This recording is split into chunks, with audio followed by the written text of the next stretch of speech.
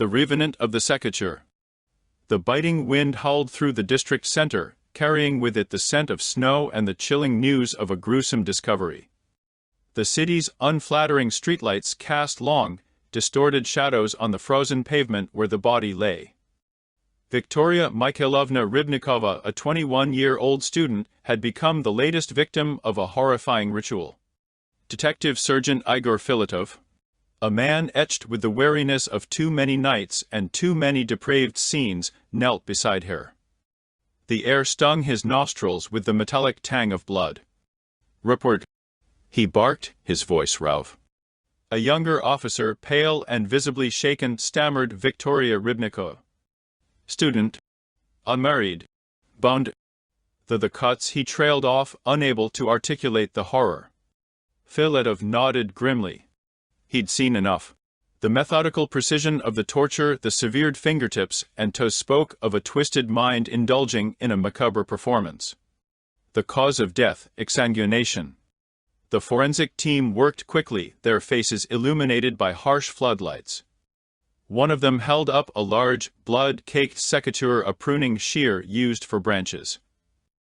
"Prints are good," he announced. They were run against the national database. A few moments later, a chilling answer flashed on the screen. "Nikolai Gennadievich Trofimov," Filatov muttered. Even the rookie officers knew that name. The Secateur. Trofimov was a serial killer who had terrorized the region a decade ago. He'd been convicted and sentenced to life.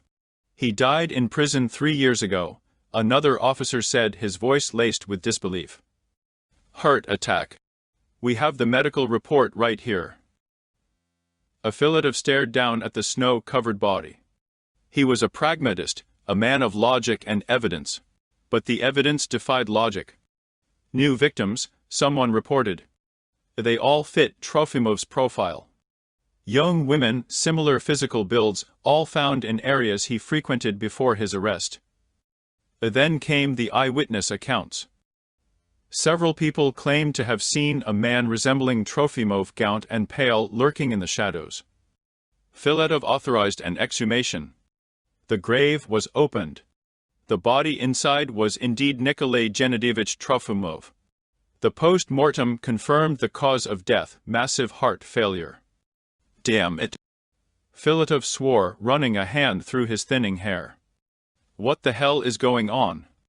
He spent the next few days poring over the original Trofimov case files, searching for a connection, a clue, anything that made sense. He found a recurring pattern in Trofimov's victims, a pentagram hidden in the wounds, too precise to be accidental. He sat up straight. A ritualistic formula. Some kind of pattern and sequence. He knew the killings were more than the work of a copycat. He suspected occultism, witchcraft, or maybe science beyond his understanding. One night, a patrol unit radioed in a sighting. A man matching Trofimov's description fled after being challenged. In his haste, he dropped a piece of paper. It was handed over to Filatov. The paper contained a list of names. The names of the dead girls. And one name that wasn't crossed out, Galina Sidorenko. A small checkmark was next to her name. "Sidorenko." Filatov barked. "Get a detail on her." "No.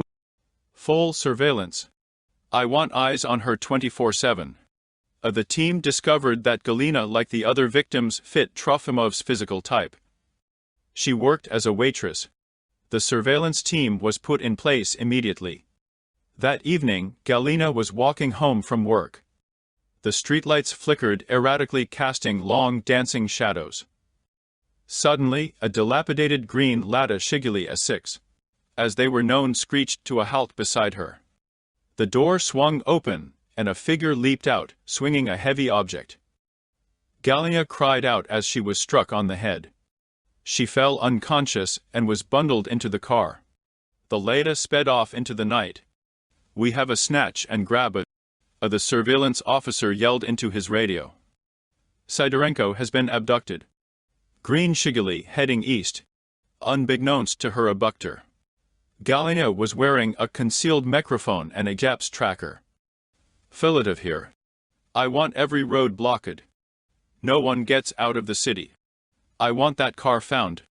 The microphone went silent. Filatov felt a knot of dread tighten in his stomach. The Shigali plowed through the city's outskirts, swerving wildly.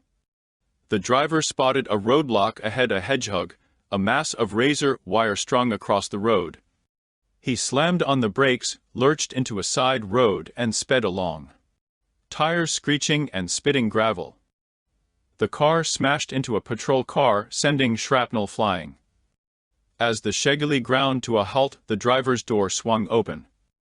A figure emerged, illuminated by the flashing blue and red lights.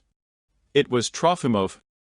He held the blood-soaked Secateur in one hand. In the other, a Makarov pistol.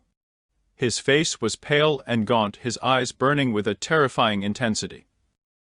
"Stand down. Drop your weapons. Get on the ground." "No," the police captain yelled, his voice amplified by a megaphone. Trofimov ignored him. He began to walk towards the officers, his movements jerky and unnatural. "Warning. We will fire." Trofimov continued his advance. He seemed impervious to the cold, the flashing lights, the threat of violence. The officers opened fire. A bullet slammed into Trofimov's thigh. He stumbled but kept moving. He raised the Makarov, taking aim. Another volley of shots rang out. Bullets tore into Trofimov's chest and head. His face turned to mush. He staggered, swayed, and finally collapsed. The Secateur clattered on the pavement. The pistol slid from his lifeless hand. Filatov ran to the body. He grabbed Trofimov's wrist. It was cold, clammy. There was no pulse. No life. He turned to his team. "Secure the perimeter. Find Sidorenko." "No." Then, he heard a rasping sound. He looked down at the body. Trofimov's eyes were open. They stared up at Filatov with malevolent glee. A horrifying grin stretched across the mangled face. Trofimov's lips moved, forming words. "I will come back." Then the eyes went vacant. The body went limp. Galina was found tied up in the back of the car in the middle of nowhere. She was alive, but traumatized. Filatov stood over the corpse of Nikolai Gennadievich Trofimov. The cold wind howled around him, carrying the echo of the dead man's promise. He knew with a chilling certainty that this was not over. The evil that was the Secateur hadn't been buried and would be back. Igor knew the city, so he went to a very small bookstore in the center, where ancient lore was rumored to be sold undercover. After much begging, Igor was led to the back room, where a thick book sat on the table. The Book of the Dead was written on the cover. This book contains incantations to bend evil spirits and to exorcise demons. The bookstore owner said. "It is the only way." Igor grabbed the book, paid the owner, and said with determination in his voice, "Good will triumph over evil."